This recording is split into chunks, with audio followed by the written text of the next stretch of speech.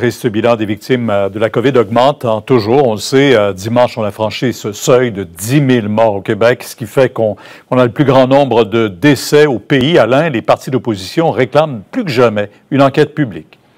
Oui, ils sont revenus à la charge, particulièrement le Parti québécois et le Parti libéral qui réclament des enquêtes publiques depuis le début de cette crise. Encore ce matin, là, ce qu'on dit, c'est que le Québec affiche 50% des décès au pays. On en a beaucoup plus que l'Ontario, que les autres provinces canadiennes.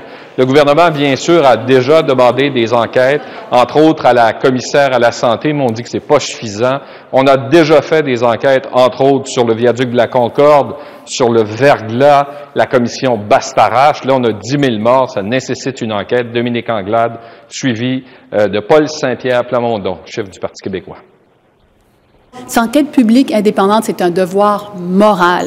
On ne peut pas avoir eu au Québec des commissions d'enquête sur toutes celles que je vous ai nommées plus tôt et de décider qu'avec une pandémie aussi dramatique pour nous, avec des résultats aussi dramatiques, qu'on n'ait pas une enquête publique indépendante. Comme si on acceptait passivement qu'on ait eu autant de décès, puis qu'on ne se posait même pas de questions sur comment on a pu se ramasser avec 3 fois plus de décès qu'ailleurs dans le Canada. Et moi, je ne pense pas qu'on peut accepter ça. Pour sa part, Québec solidaire veut voir des ententes avec les cliniques privées.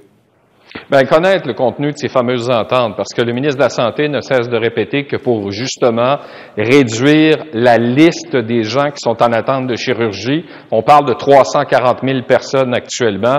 On a signé 22 ententes avec le privé. Or, la co-porte-parole de Québec solidaire a envoyé une lettre à François Legault hier et vous allez voir, là, elle fait une série de demandes, entre autres de voir les fameux contrats, de savoir quel est le personnel qui est utilisé dans ces cliniques-là et elle a ajouté ceci ce matin. Alors, je défie le premier ministre de faire preuve de transparence. Après, bien, il aura beau me dire si oui ou non, il a atteint le 90% dont il me parle. En attendant, ce qu'on voit, c'est d'un côté 22 ententes, sans appel d'offres, de gré à gré, sans que personne sache combien ça nous coûte collectivement. Premier ministre, le ministre de la Santé et le directeur national de la santé publique vont tenir un point de presse dans la salle qui est à côté de moi dans une vingtaine de minutes.